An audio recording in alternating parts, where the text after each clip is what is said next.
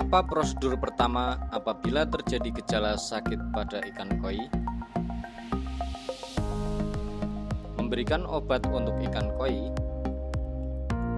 Terkadang dalam memelihara ikan koi di dalam rumah terjadi hal yang tidak biasa. Misalnya, tiba-tiba ikan koi menjadi pendiam, muncul merah-merah, atau terlihat busa di kolam dan lain-lain. Sebelum melakukan pengobatan dengan obat untuk ikan koi, ada baiknya kita lakukan dulu prosedur berikut ini. Penanganan pertama pada ikan koi yang terlihat sakit. Apabila terlihat gejala-gejala yang tidak biasa pada ikan koi Anda, jangan langsung memvonis ikan koi Anda sedang sakit dan perlu dikasih obat untuk ikan koi.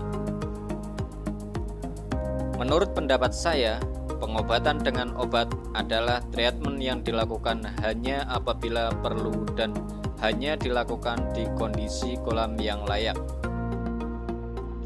Karena akan percuma bila kolam air yang beracun karena belum memiliki filter kolam yang memadai.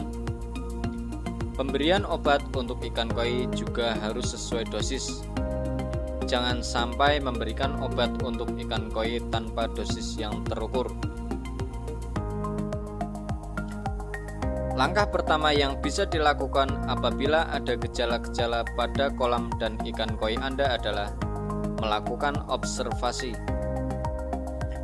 Observasi ini bertujuan untuk mengetahui apa penyebab gejala pada kolam dan ikan koi Anda. Prosedur yang disarankan untuk observasi apabila ada gejala yang tidak biasa pada ikan atau kondisi kolam adalah sebagai berikut ini.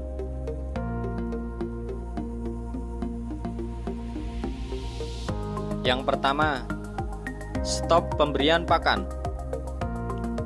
Untuk sementara, hentikan pemberian pakan.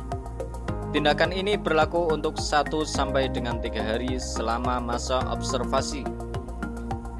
Hal ini bertujuan untuk memberikan kesempatan sistem filter menetralisir amonia di kolam. Dan Anda jangan khawatir, ikan koi tidak makan sampai lebih dari 1 minggu pun tidak ada masalah. Ikan koi sangat sensitif terhadap amonia. Malah, amonia ini adalah polusi yang paling mematikan dalam pemeliharaan ikan koi. Makanya, sistem filter kolam sangat perlu jadi perhatian dalam memelihara ikan koi di kolam rumah. Yang kedua, ganti air. Kurangi air kolam sampai setengahnya, lalu isi dengan air baru. Apabila memungkinkan, lakukan sampai dengan 50%. Tapi apabila sulit dilakukan karena volume kolam yang besar, penggantian air 20-30% sudah cukup membantu. Hal ini dengan cepat akan mengurangi kadar amonia yang berbahaya bagi ikan koi Anda. Yang perlu diperhatikan dalam penggantian air adalah temperatur air baru diusahakan sama dengan air kolam lama, sehingga tidak ada perubahan temperatur kolam ikan koi secara mendadak. Yang ketiga, perhatikan gerakan dan perilaku ikan. Selama masa observasi, yaitu 1-2 hari setelah puasa dan ganti air, perhatikan perilaku ikan. Apakah makin aktif, atau biasa saja, atau malah makin parah? Perhatikan juga kondisi kolam, apakah makin berbau? Untuk mengetahui gejala apa saja yang perlu diperhatikan, silahkan lihat di video saya dengan judul "Kenali Gejala-Gejala Sakit pada Ikan Koi".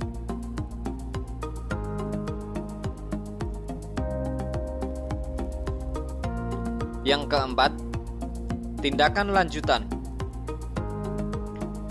Apabila perilaku ikan dan kondisi kolam berangsur menuju normal, maka kemungkinan kondisi kolam tidak seimbang.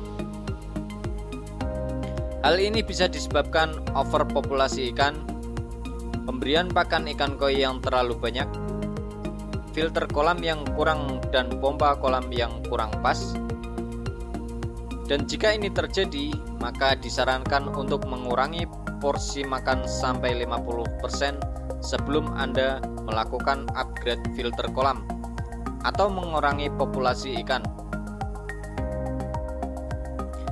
Dan bila kondisi kolam dan ikan koi semakin memburuk, apa yang harus dilakukan? Apabila setelah observasi dan prosedur di atas tadi terlihat kondisi kolam dan ikan koi semakin memburuk, maka ikan koi terindikasi kena penyakit.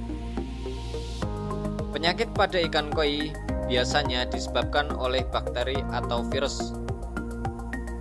Apabila terkena bakteri, maka perlu dilakukan pengobatan. Biasanya pengobatan dengan antibiotik, baik itu dengan pengobatan koi dengan garam atau dengan obat-obatan lain. Disarankan apabila kondisi belum terlalu parah, lakukan pengobatan ikan koi dengan garam. Untuk detail cara pengobatan ikan koi dengan garam, bisa dilihat di video saya yang lainnya dengan judul fungsi garam untuk pengobatan ikan koi.